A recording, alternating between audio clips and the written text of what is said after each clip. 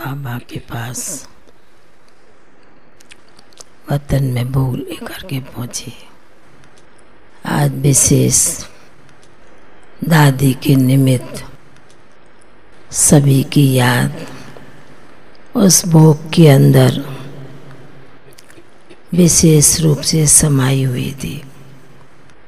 तो बाबा को सामने देख बाबा को कहा, बाबा विशेष दादी की याद लेकर पहुंची हूँ। तो बाबा ने एकदम से दादी को सामने इमर्ज कर दिया और इमर्ज करते दादी जैसे कि अनेक स्वरूपों का, अनेक शक्तियों का प्रतीक दिखाई दे रही थी। बहुत सुंदर सुंदर, जैसे कहें फूल होते हैं कई प्रकार के, और उन फूलों की खुशबू, उन फूलों का चमक अलग अलग तरीके से देखने में शोभनीक आती है। तो बाबा कहने लगे कि बच्ची, बाबा कोई स्थूल फूलों की बात नहीं कर रहे हैं। बाबा विशेष जो बच्ची के अंदर अनेक प्रकार की शोभनीक रीति से जो शक्तियाँ भरी थी, गुण भरे हुए थे, उसको एक शोभनीक रूप में, सुंदरता के रूप में देख रहे हैं। तो बाबा ने कहा कि आप सभी बच्चों ने ये अनुभव किया होगा कि लास्ट के समय जो भी दादियाँ अभिक्त हुई, सभी की अंतिम स्थिति बहुत अंतर्मुखी की, अंतर्मुखता की, बाहरी बातों से बहुत परे हो गई थी। तो बाबा कहने लगे कि बाबा, ये अंत की समय का सीन, अंत की समय का दृश्य इन बच्चियों में, माना दादियों के लिए बाबा कह रहे थे। बाबा ने देखा तो बाबा को भी सहज समझ में आता था, और बाबा अभिक्त रूप से भी इन बच्चियों को, दादियों के लिए वतन में जब भी इमर्ज करते थे तो जैसे कि मुख की भाषा नहीं, मन की भाषा अंतर्मुखी होकर वह उसका जवाब देती थी।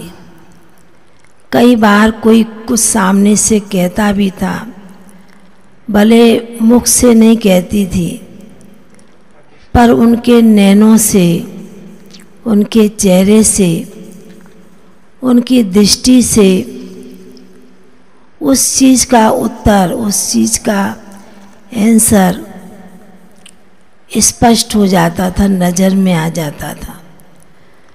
तो बाबा ने कहा कि इसलिए आज विशेष रूप से बच्ची को, दादी के लिए, कि बच्ची को देख रहे कि कितना लास्ट समय की जो स्टेज थी, बहुत ही पावरफुल, बहुत ही अंतर्मुखी,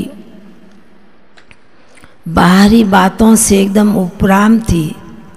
तो बाबा ने कहा कि यह पुरुषार्थ भी थोड़े समय का नहीं, बहुत समय का अभ्यास करने के बाद में ऐसी स्थिति बन जाती है जो बच्चे साकार में कितना भी बुलावे, कितना भी कुछ सुनाने की कोशिश करे, पर उन बातों से ऐसी आत्माएं, ऐसे बच्चे उपराम होते जाते हैं।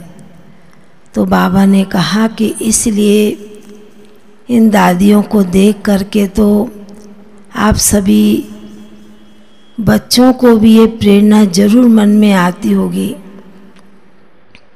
क्योंकि लास्ट समय में आप जो बाबा के बच्चों के चेहरे एक देवताई रूप में, एक फरिश्ते रूप में नज़र आने चाहिए।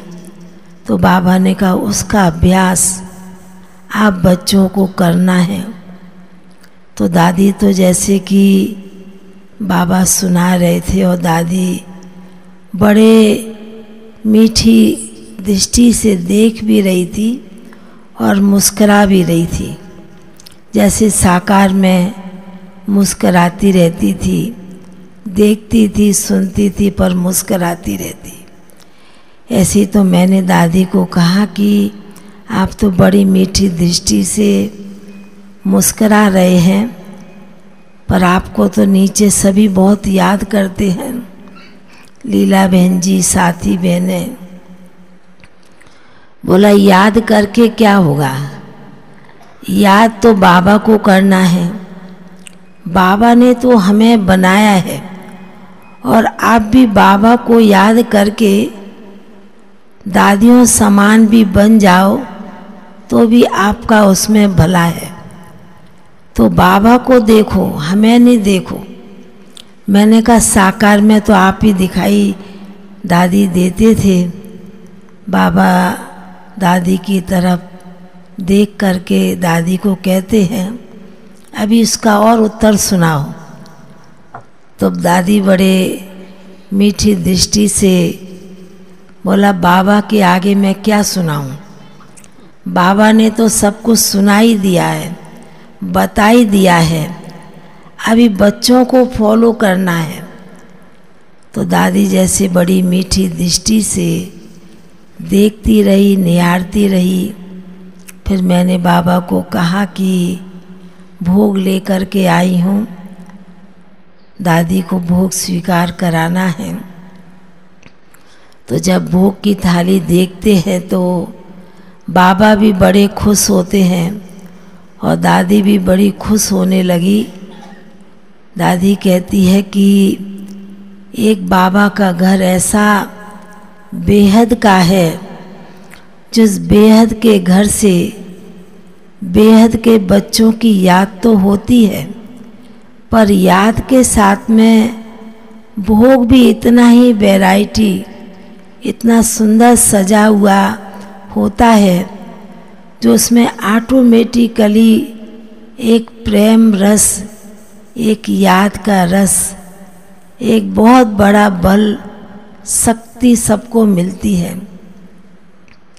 तो बाबा जैसे कि दादी को एकदम भोग की थाली सामने रखी, तो बाबा ने दादी को बड़े प्रेम से स्वीकार कराया और फिर दादी ने भी बाबा को भोग थोड़ा मुख में खिलाया, स्वीकार कराया। तो बाबा भी कहने लगे कि देखो बच्ची, संगम युग का कितना एक ब्राह्मण परिवार का, एक दैवी परिवार का कितना प्यार है, और एक ही प्यार में, एक बाबा के प्यार में सभी जैसे कि समाये हुए हैं। ऐसे कहते हुए बाबा ने और दादी ने आप सभी भाई बहनों को, सभी ब्राह्मण परिवार के भाई बहनों को भी बहुत बहुत दिल की याद प्यार दिया, और फिर दादी का और बाबा का याद प्यार लेके नीचे पहुंच गए। ओम शांति। लीला बहन को तो याद प्यार दिया ही पहले, क्योंकि इतनी याद भर के भेजी।